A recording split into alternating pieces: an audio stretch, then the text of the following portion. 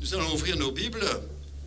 Vous savez, dimanche dernier, nous avons déjà commencé à lire dans Matthieu chapitre 21 et comment Jésus, cette semaine, la semaine entre l'entrée triomphale de Jésus sur un âneau et la résurrection du dimanche, et bien pendant toute cette semaine-là, nous avions dit la semaine dernière que c'était une semaine charnière dans le plan de Dieu.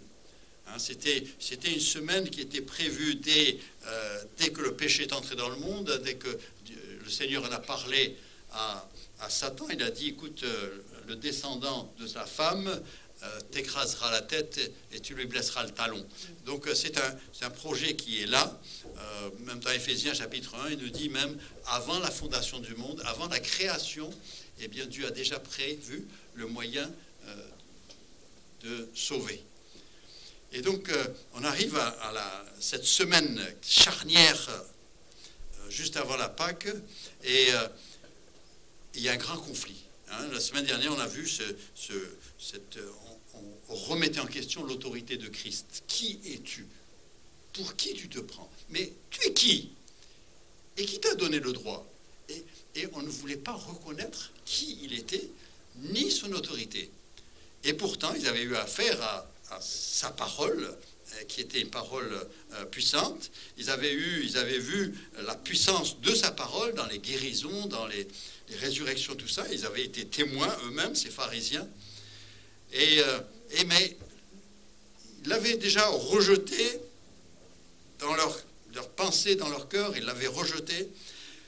Cette semaine-là, ils vont réellement le rejeter, mais d'une manière, pour eux, ils croyaient une fois pour toutes, ils ont dit crucifie-le. Ils ont dit, Pilate, écoute, n'aie pas peur, crucifie-le et qu'on s'en débarrasse. Ce qu'ils n'avaient pas prévu, c'est qu'il ressuscite et puis après, tout d'un coup, ils se retrouvent à Pentecôte, tout d'un coup, face à des disciples qui sont encore plus zélés qu'ils n'avaient été avant. Mais c'est cette semaine charnière, c'est là, jusqu'à la croix, il y a un système de sacrifices et constamment des sacrifices et des animaux qui sont mis à mort pour le péché de l'homme. Et il y a cette image du péché qui génère la mort et le jugement. Et c'était très dur pendant tout l'Ancien Testament. Et on arrive à la croix et tout d'un coup, tout bascule. Parce qu'il n'y a plus besoin de sacrifice, le sacrifice a été offert. Donc, commençons avec Hébreux chapitre 9. On va commencer avec Hébreux chapitre 9 et les versets 11 et 12. Hébreux chapitre 9, vous pouvez me suivre, on va lire d'autres versets aussi dans ce chapitre. Mais Hébreux chapitre 9, c'est l'auteur est en train de dire aux Hébreux, est en train de dire, écoutez, tout ça jusqu'à la croix, c'était la vérité, c'était bon, c'était ce que Dieu voulait. Il ne pouvait pas faire autrement. Il fallait qu'en offrant des sacrifices, vous exprimiez votre confiance que Dieu, en reconnaissant le péché, et confiance que Dieu peut les pardonner. Et c'était symbolique tout le long. Mais le symbole permet d'exercer la foi, permet de démontrer sa foi. Et c'est pour ça que ça a été efficace. Leurs péchés ont réellement été expiés parce qu'ils reconnaissaient leurs péchés et ils plaçaient foi dans ce commandement de Dieu. Mais arrivé une fois que Christ est mort, et alors nous avons Hébreux chapitre 9, et nous allons d'abord lire les versets 11 et 12.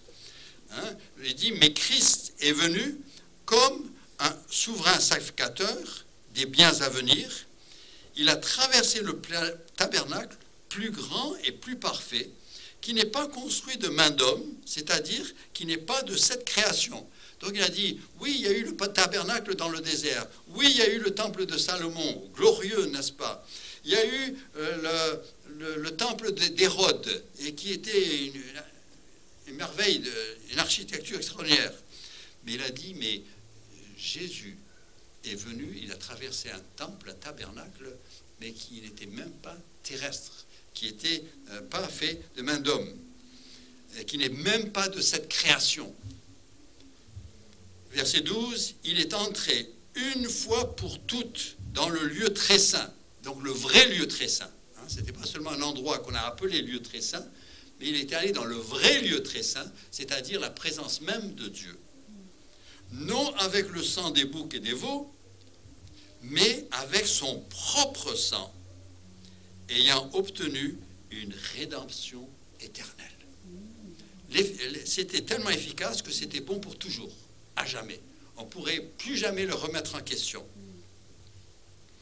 Mais il a été avec son propre sang et il l'a porté jusqu'à dans le lieu très saint, le vrai, pas le symbole, le vrai, la présence même du Père. Regardez le verset 15. Et c'est pour cela qu'il est le médiateur d'une nouvelle alliance. Donc l'alliance de Moïse, c'était bon jusqu'à la croix, mais maintenant, on passe à une nouvelle alliance, un nouveau contrat avec Dieu, et c'est justement ce que Jésus disait dans la chambre haute. Il a dit, j'inaugure une nouvelle alliance. Hein? Donc c'est une nouvelle alliance, afin que la mort est intervenue pour le rachat des transgressions commises sous la première alliance. Donc la mort de Christ, ça couvrait tout ce qui s'était passé, tous les péchés qui avaient été couverts d'avant Christ, et ceux qui ont été appelés à recevoir l'héritage éternel qui leur a été promis. Donc le sacrifice de Christ, la mort de Christ, finalement, tout le reste dans l'Ancien Testament, c'était symbolique, mais la mort de Christ, ça a couvert tous ceux qui se repentaient, tous les péchés confessés avant la croix, et aussi ça couvre tous ceux qui, depuis la croix. Un seul sacrifice. Disons maintenant les versets 24 à 28, hein, donc le même chapitre, Hébreux 9, verset 24. Il dit, car Christ n'est pas entré dans un sanctuaire fait de main d'homme, en imitation du véritable. Hein. Moïse, il le dit hein, dans l'Exode, Dieu lui a montré un modèle céleste, il a dit, voilà, tu vas le reproduire parmi les hommes. Donc ici, il dit, donc Christ est entré dans celui qui est le véritable, mais il est entré dans le ciel même, afin de comparaître maintenant pour nous devant la face de Dieu. C'est un juif qui parle aux juifs, aux hébreux. Hein. Donc il dit pour nous, nous sommes couverts. Hein, nous qui plaçons notre foi en Jésus-Christ. Hein. Il a comparu pour nous, tout comme le souverain sacrificateur, le prêtre le faisait dans l'Ancien Testament, et entrer dans le lieu très saint. Verset 25. Et ce n'est pas pour s'offrir lui-même plusieurs fois qu'il y a entré, comme le souverain sacrificateur entre chaque année dans le sanctuaire avec du sang étranger. Hein, il disait jusqu'à la croix, eh bien, les souverains sacrificateurs rentraient chaque année et avec du sang qui n'était pas le sien. Et il dit, si ça avait été le cas, au verset 26, autrement, il aurait fallu qu'il eût souffert plusieurs fois depuis la création du monde. Parce que c'est là où le problème du péché a commencé, à la création du monde. Hein. C'était dans le jardin d'Éden déjà que il aurait fallu que Christ vienne. Hein, si un sacrifice n'était pas suffisant, il aurait fallu que Christ vienne tous les temps en temps pour couvrir les péchés de chacun. Mais il a dit, mais il est venu une fois, tandis que maintenant, à la fin des siècles, il a paru une seule fois pour abolir le péché par son sacrifice. Et comme il est réservé aux hommes de mourir une seule fois, après quoi vint le jugement, de même nous, eh bien, parce que nous sommes pécheurs, on meurt une fois, et puis il n'y a pas à mourir plusieurs fois, il meurt. Et bien lui aussi, il est mort une seule fois pour nous tous, hein, pour chacun d'entre nous. Et verset 28, de même, Christ, qui s'est offert une seule fois pour porter les péchés de plusieurs, apparaîtra sans péché une seconde fois à ceux qui l'attendent pour leur salut. Voilà. Il a offert, il a payé le prix pour tous. Il n'y a que ceux qui le reçoivent, qui vont en jouir, et ceux qui en jouissent, c'est eux qui attendent le retour de Christ, parce qu'ils ont mis les choses en règle. Hein? Donc, et tout ça, ça se fait cette semaine-là, hein, cette semaine entre l'entrée triomphale de Christ et la mort de Christ. C'est cette semaine-là que les choses se font, et c'est déterminé pour l'éternité. Et donc, Dimanche dernier, on a dit, Jésus est arrivé dans le temple, il a chassé les animaux et tout ça. On avait dit, mais c'était normal, ils avaient besoin des animaux purs, des animaux sains, S-A-I-N, et ils avaient besoin d'animaux sans défaut. Mais Jésus-Christ, quand il est arrivé dans le temple, là, en fait, oui, il y avait un peu le désordre, mais en même temps, il était en train de dire, maintenant, on n'a plus besoin de ça. Moi, j'arrive. Je viens, je suis le sacrifice qui met fin à tous les autres sacrifices. Donc on n'a plus besoin de ces animaux. Enlevez-les. Et laissez venir les pécheurs à moi. Hein? Et c'est une chose que Jésus a compris. Personne d'autre comprenait, même pas les disciples ont compris cela, mais lui comprenait. Vous savez, dans Ésaïe chapitre 50, verset 7, il dit que Jésus, il parle de Jésus qui va venir comme le Sauveur, et il a dit, il a fixé ses regards, mais son visage comme un caillou. C'est-à-dire, il a décidé, je vais aller jusqu'au bout, je vais accomplir la mission de Dieu, et son visage était comme un caillou, hein, c'est déterminé, vous n'allez pas me distraire, personne ne va me détourner, je vais aller jusqu'au bout. Et dans Luc chapitre 9, Luc a relevé ce détail, hein, dans Luc chapitre 9, et je lis le verset 51, il dit, lorsque le temps où il devait être enlevé du monde approcha, Jésus prit la résolution de se rendre à Jérusalem. C'est sûr, il était homme. Il était homme et ressentait tout ce que l'homme ressent.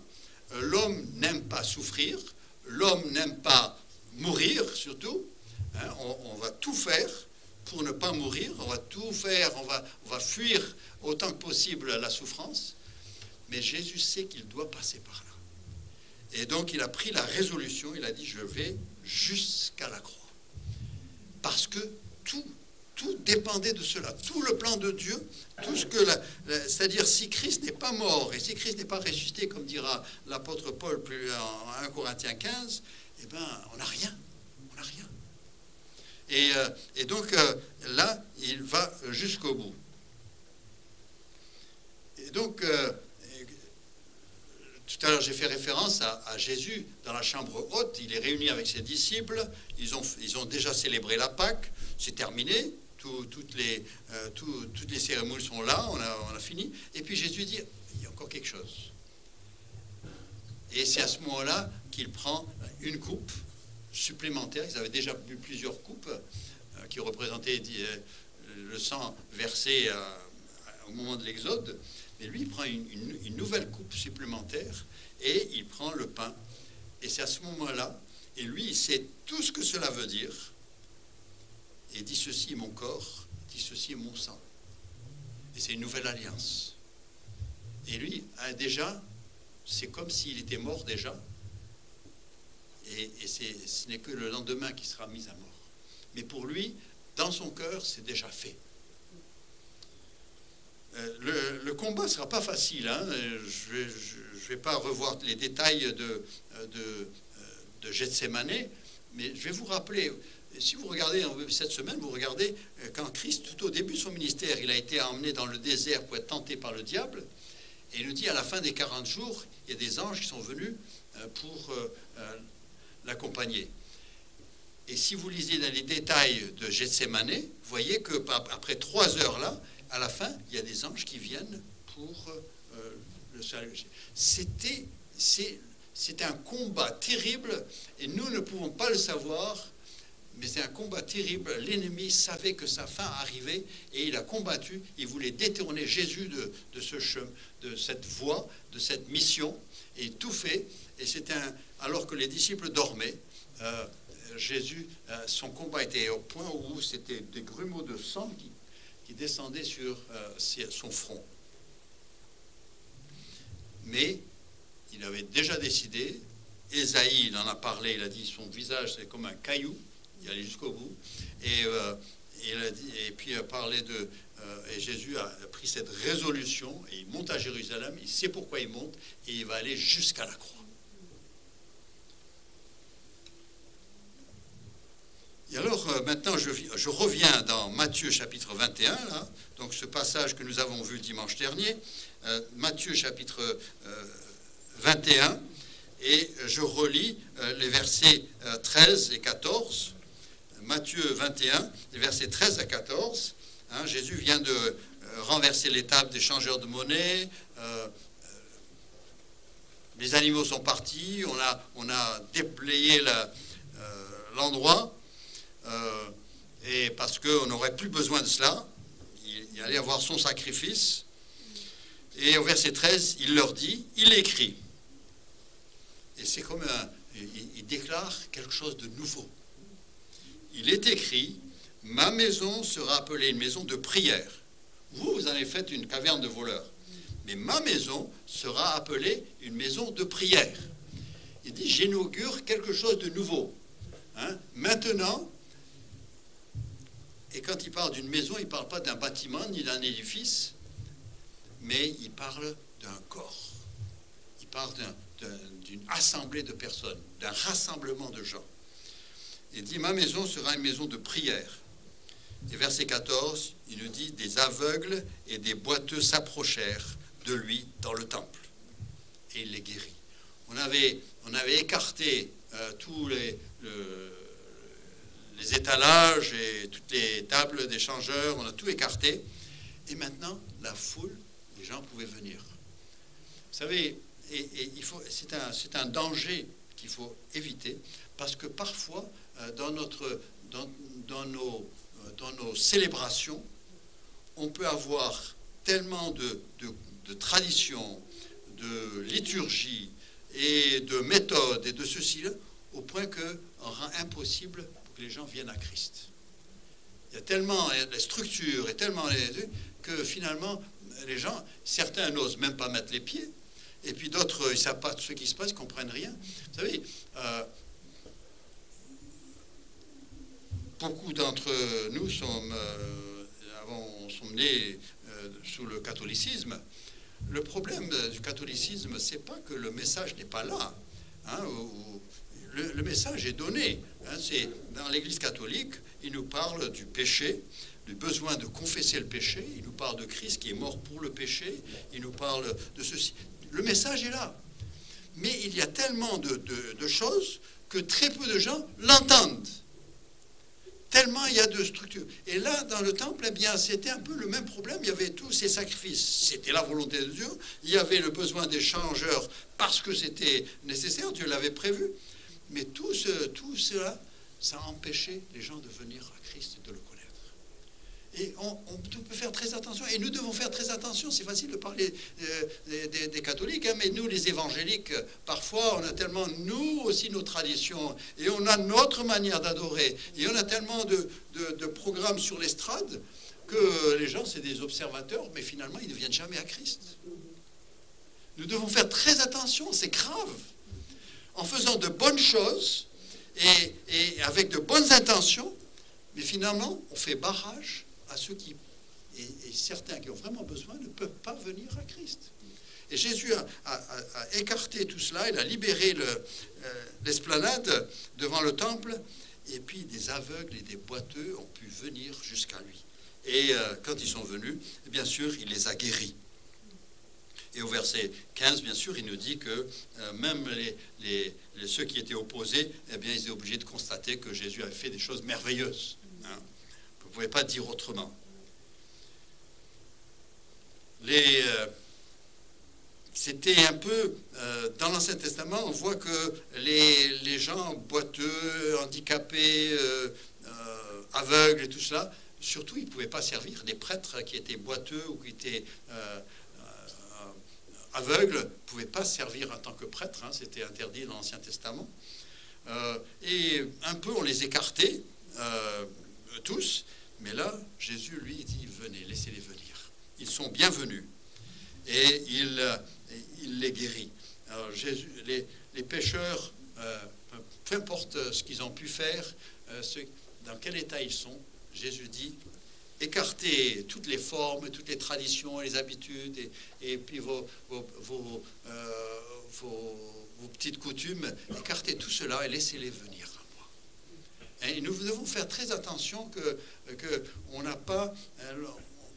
On exige de celui qui vient chercher à Christ, il est obligé de passer par un certain processus et puis de lire certains livres et de ceci et cela. Et on lui rend la tâche difficile. C'est facile de le voir chez les autres, mais parfois, vous savez, le Seigneur il a dit, si tu vois une paille dans l'œil de ton prochain, fais attention, il y a peut-être une poutre dans le tien. Et nous, en tant qu'évangéliques, eh bien, parfois, je crois que trop de gens viennent de parmi nous et ne voient jamais le Christ. Ils voient de l'adoration, ils voient du chant, ils voient de l'effervescence, ils voient beaucoup de choses, mais ils ne voient jamais Christ. Et ça, ce n'est pas juste. Jésus dit, ma maison sera appelée une maison de prière. Allons dans Ésaïe, chapitre 56. Ésaïe 56. Ésaïe, chapitre 56. Nous allons voir les 8 premiers versets, là. Mais c'est de là que Jésus cite ce passage, en référence à la maison de prière. Là, Ésaïe est en train de parler des choses futures. Et la première chose que je voudrais que vous remarquiez, que quand il va utiliser l'expression une maison de prière, mais finalement, on n'a pas l'impression qu'il fait référence à des bâtiments, mais il fait référence à des gens. Et c'est le concept du Nouveau Testament, c'est que la maison de Dieu, ce sont des personnes, ce n'est pas un édifice. Chapitre 56, Ésaïe 56 et verset 1, il dit, ainsi parle l'Éternel. Observez ce qui est droit et pratiquez ce qui est juste, car mon salut ne tardera pas à venir et ma justice à se manifester. Heureux l'homme qui fait cela, et le Fils de l'homme qui y demeure ferme, gardant le sabbat pour ne point le profaner, et veillant sur sa main pour ne pas commettre aucun mal. Donc il dit, garder le sabbat, c'est le jour d'adoration, et puis garder ta main, c'est les péchés que nous commettons. Après, c'est intéressant, verset 3, il nous présente, verset 3 et verset 4, il nous parle de 2 catégories de personnes. Il dit que l'étranger qui s'attache à l'Éternel ne dise pas « l'Éternel me séparera de son peuple », et que l'eunuque ne dise pas « voici, je suis un arbre sec ». Donc il parle de 2 catégories de personnes. Les Juifs, ils voulaient tous des gens très bien, qui étaient gardés, tout ça.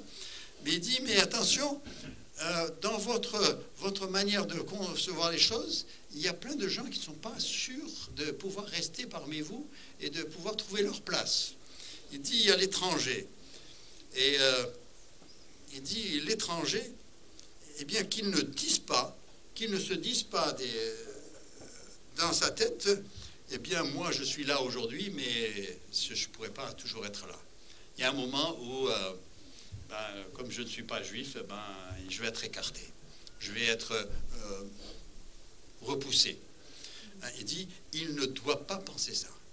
Dans la maison de Dieu, eh bien, celui qui vient d'un autre milieu, qui vient d'une autre culture, et quand je dis mot culture, c'est pas seulement du point de vue géographique, mais parfois, même ici en France, on a des cultures très différentes.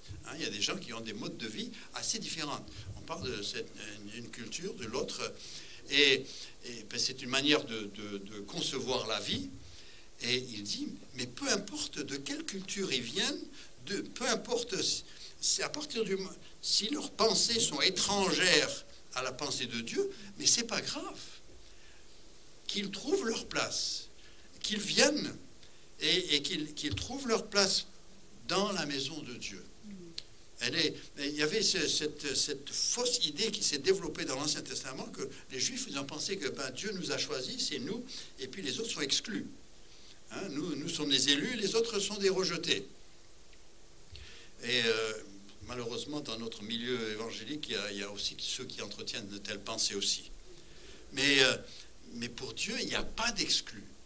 Tous sont bienvenus, tous venir à lui. Et ensuite, il parle de l'eunuque. on trouve ça bizarre. On a tous entendu parler des eunuques, mais c'est quelqu'un qui a subi quelque chose dans son corps et qui le marque à vie. Eh bien, de cette catégorie de gens, on en a plein de nos jours. Des gens qui ont vécu quelque chose qui les marque à vie. Ils se sentent un peu pas à la hauteur des autres.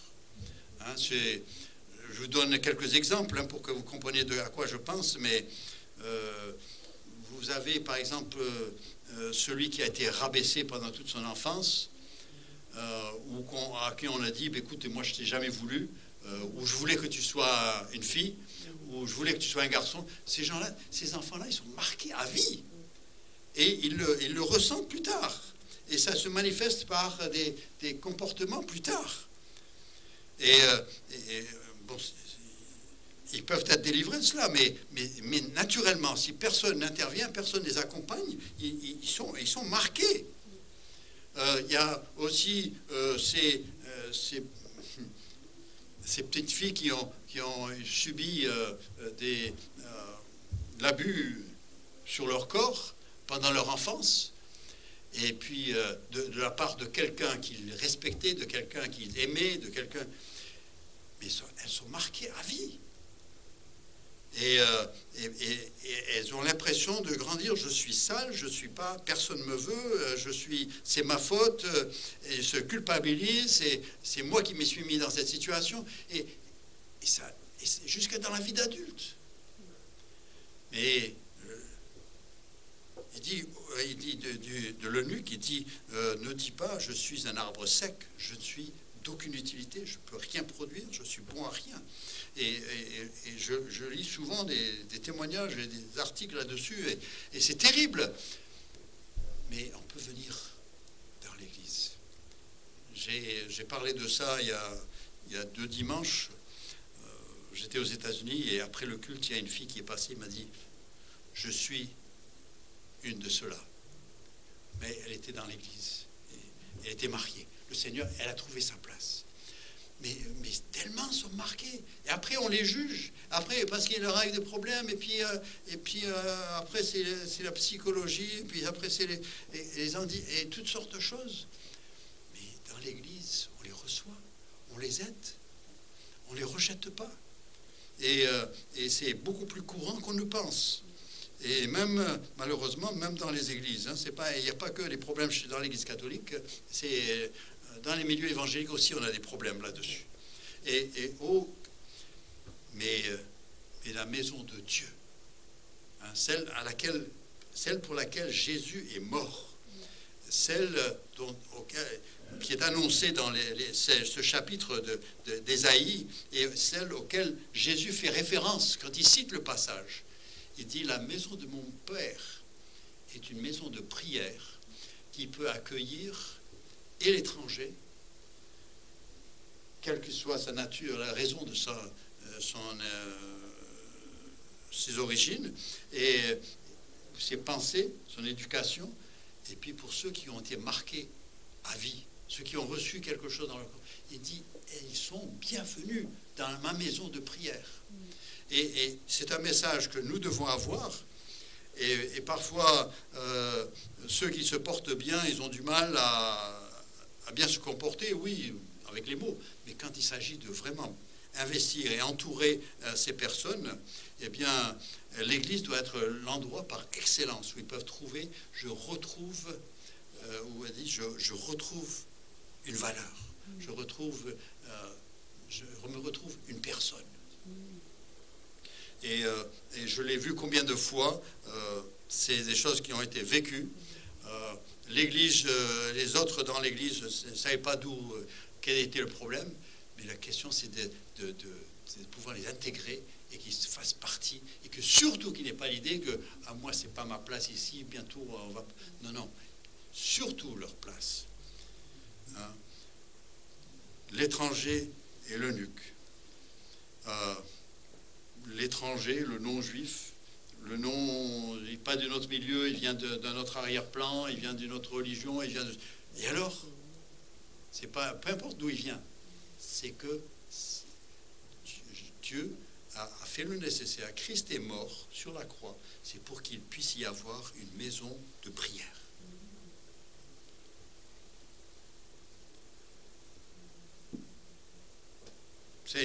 En fait, il nous parle ici de l'étranger et l'eunuque, mais c'est en fait c'est ce qu'il nous disait dans Matthieu 21 quand il parle de l'aveugle et du boiteux.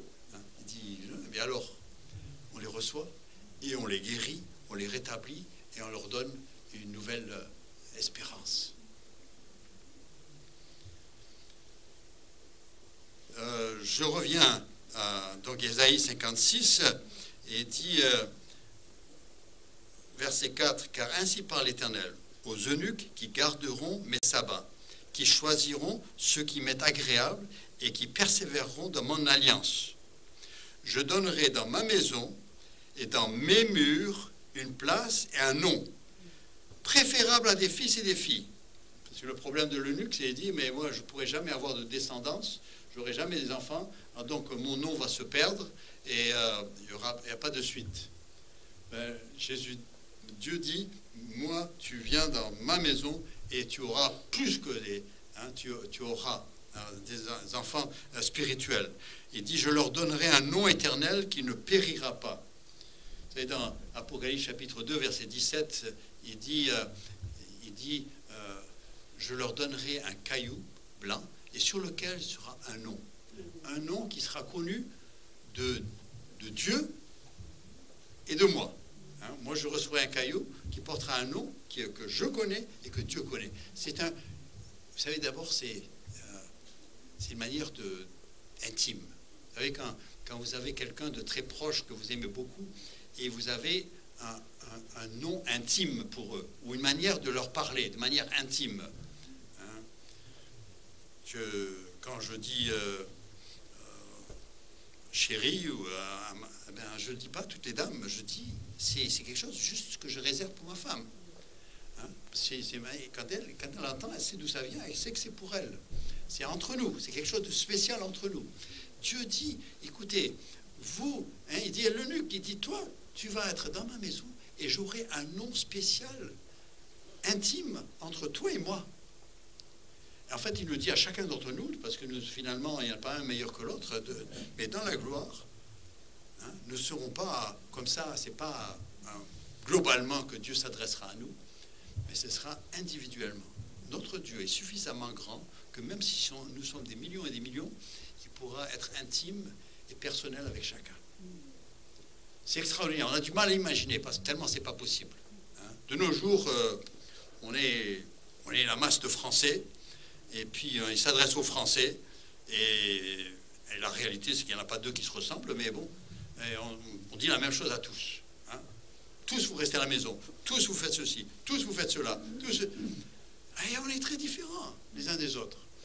Dieu, eh bien, il donnera à chacun et traitera avec chacun de manière individuelle. Parce que quand on est sauvé dans la gloire, on est à l'image de Christ, mais en même temps, on préserve notre personnalité. La personnalité, c'est quelque chose que Dieu nous a donné. Et nous gardons notre personnalité, tout comme Jésus avait une personnalité. Et Dieu a une personnalité, nous aurons notre personnalité. Il y aura une variété dans le ciel. Notre Dieu, on n'est pas tous clonés. Une fois qu'on vient à Jésus-Christ, on est clonés tous pareils et on ressemble à tous des petits Jésus. Non, non, pas du tout. Notre Dieu est un Dieu de variété.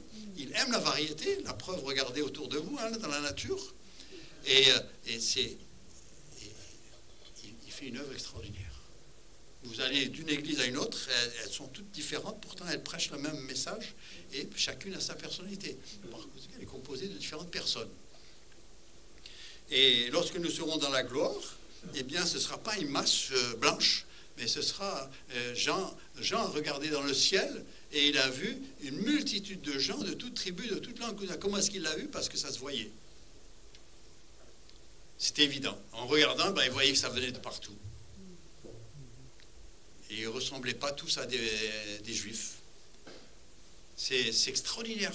Vous savez, des fois, parce que nous sommes éduqués, nous pensons de certaine manière, on a des idées, mais bizarres, comme tout. Alors que notre Dieu, il a des choses merveilleuses en vue pour nous. Alors, mais ici, pourquoi est-ce que l'eunuque et pourquoi est-ce que l'étranger ont reçu? Ben pourquoi? Parce qu'il vient au Seigneur, ils sont attachés au Seigneur. Ils veulent vivre pour le Seigneur. Regardez, il dit...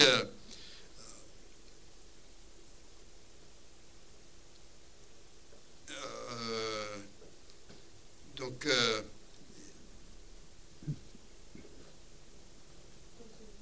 verset 4, il dit car ainsi parle l'Éternel aux eunuques qui garderont mes sabbats, qui choisiront ce qui m'est agréable et qui persévéreront dans mon alliance. Voilà. C'est ça. Ils viendront, ils ne sont pas reçus parce qu'ils sont eunuques, ils sont reçus parce qu'ils chercheront ce qui est agréable à Dieu. Ils veulent vivre pour lui. Hein. Et finalement, c'est ça, c'est ce qui nous rassemble, c'est notre désir de vivre pour le Seigneur et à la gloire du Seigneur. Et c'est malheureusement, vous savez, c'est extraordinaire que dans nos milieux évangéliques, il suffit d'écouter, par exemple, je prends un exemple, il suffit d'écouter quelqu'un prier et on dit, hop, lui il vient de telle église. Pourquoi? Parce qu'on copie tellement. On copie, et donc finalement, tous ceux qui sortent d'un milieu, ben, ils font exactement pareil, ils ont les mêmes expressions. C'est pas ça le message de l'évangile. C'est chacun garde sa personnalité, il a sa manière de s'exprimer. Hein?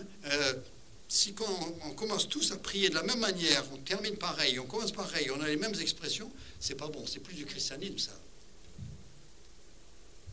C'est quand chacun dit ce qu'il a à dire. Il exprime sa manière selon ce qu'il vit et en accord avec le Seigneur, le désir d'adorer le Seigneur. Et c'est cette variété-là qui est importante, qui est naturelle. On ne varie pas juste pour varier, on varie parce qu'on est varié. Hein, et parce que nous sommes à des stades différents de notre vie chrétienne, nous sommes à des... venant d'un arrière-plan différent, on a vécu différentes choses avec Dieu, donc on exprime les choses différemment, et ça doit être très varié. Sinon, ce n'est pas l'œuvre de Dieu. Et alors, j'arrive au verset 7. Il dit, donc il parle de l'eunuque, il parle de l'étranger. Il dit, je les amènerai sur ma montagne sainte et je les réjouirai dans ma maison de prière. C'est là la première fois que vient cette expression. Je les réjouirai dans ma maison de prière. Leurs holocaustes et leurs sacrifices seront agréés sur mon autel. Donc tout ce qu'ils offrent comme adoration, le sacrifice des lèvres et tout cela, eh bien, sera agréé. Hein? Car ma maison sera appelée une maison de prière pour tous les peuples. Ma maison sera appelée une maison de prière pour tous les peuples. Donc, ce n'est pas un nom qu'on donne, c'est parce qu'elle sert à cela. Hein, c'est un lieu de communion. Hein, la prière, c'est un échange avec Dieu. Il nous parle, on lui parle. Hein, c'est ça la prière. Quand c'est nous qui parlons seulement et Dieu ne peut pas nous parler, c'est un monologue. Hein, pour trop de gens, c'est ça leur vie de prière. Ils parlent, ils disent à Dieu tout ce qu'ils pensent, puis après ils ne donnent pas de temps à Dieu pour répondre, ni prennent le temps pour qu'il leur parle. Et c'est pas apprécié chez les gens et c'est pas normal chez Dieu. Hein, c'est où je prends du temps pour que lui aussi me parle. J'ouvre la parole, je reste dans le silence et je le laisse agir sur moi. Il dit, ma maison sera une maison de prière. Et il dit, et puis elle sera composée de gens de tout milieu, hein, de tous les peuples. Dans Matthieu 21, vous avez remarqué, il ne dit pas tous les peuples. Hein, il dit, ma maison sera une maison de prière. Pourquoi? Parce que Matthieu s'adresse aux Juifs. Hein, pour eux, c'est pas... Mais par exemple, vous regardez dans l'évangile de Marc, quand il cite ce passage, il dit, et pour toutes les nations, et pour tous les peuples. Pourquoi? Parce que l'évangile de Marc s'adresse aux non-juifs. Donc il inclut cela, il dit oui, non, c'est marqué, hein, vous êtes inclus, hein, pour tous les peuples. Donc, il arrive, il dit pour tous les peuples, et une maison de prière, un lieu où tous les anciens blessés de la vie, tous les marqués de la vie, tous ceux, il dit laissez-les venir. Hein, ça ressemble beaucoup à cette parole de Jésus qui dit « Laissez venir à moi, vous tous qui êtes fatigués et chargés, venez. » et je vous donnerai du repos.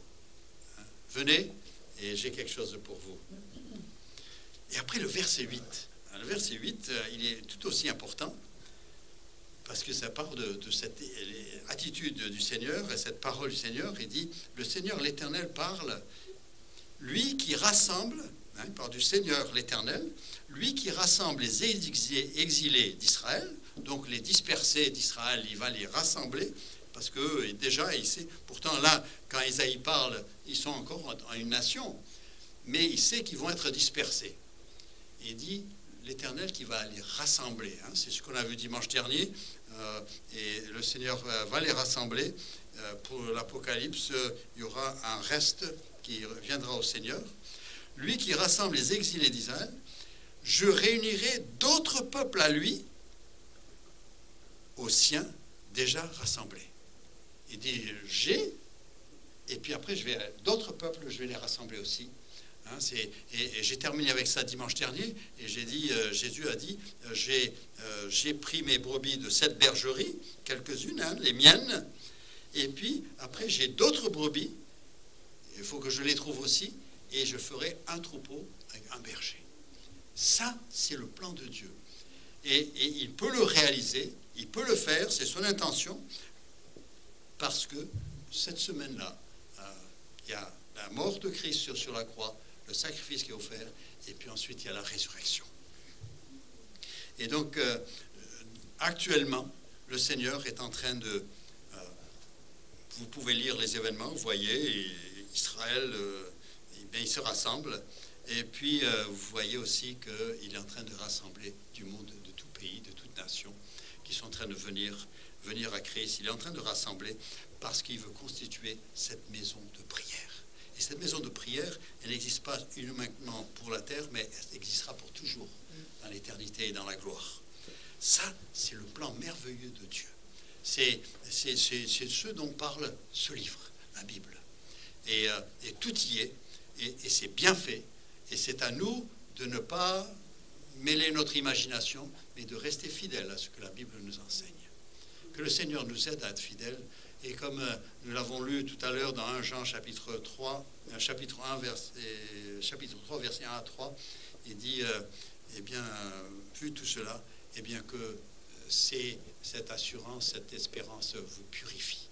Et nous voulons vivre pour le Seigneur dorénavant. Que le Seigneur nous aide à vivre pour lui jour en jour, et de ne pas faire comme on a vu la semaine dernière, parce que les gens faisaient du n'importe quoi, puis après ils se réunissaient et ils repartaient et vivaient la même vie. Et Jésus a dû dire que vous avez transformé le temple en un repère de brigands. Non, on veut que ça soit une maison de prière. Et puisque ça va être cela, autant le pratiquer déjà aujourd'hui et d'avoir ce lieu de communion ensemble et avec notre Seigneur. Et vivre cette vie tous les jours. Que le Seigneur nous aide. Nous allons prier. Père Céleste, combien nous sommes reconnaissants à toi pour ta parole. Tu as pensé à de belles choses. Nous, les hommes, n'aurions jamais inventé quelque chose qui ressemble à ce que tu nous proposes. Toutes les religions que nous trouvons et toutes les philosophies et tout ça aboutissent à la même chose. Et puis ne garantissent rien. Mais toi, tu vas jusqu'au bout. Et Seigneur, nous avons confiance en toi. Nous exerçons notre foi. Nous avons entendu le message. Nous l'avons cru. Et ton esprit est là pour nous sceller. Il est là pour nous aider à comprendre. Il est là pour nous rendre témoignage que nous sommes tes enfants. Et Seigneur, il nous rappelle tes paroles. Et parmi ces paroles, c'est « Je m'en vais vous préparer une place, afin que là où je suis, vous soyez aussi. » Seigneur, merci pour toutes ces belles choses. Aide-nous de vraiment vivre pour toi dans la pureté et la simplicité. Au nom de Jésus-Christ. Amen.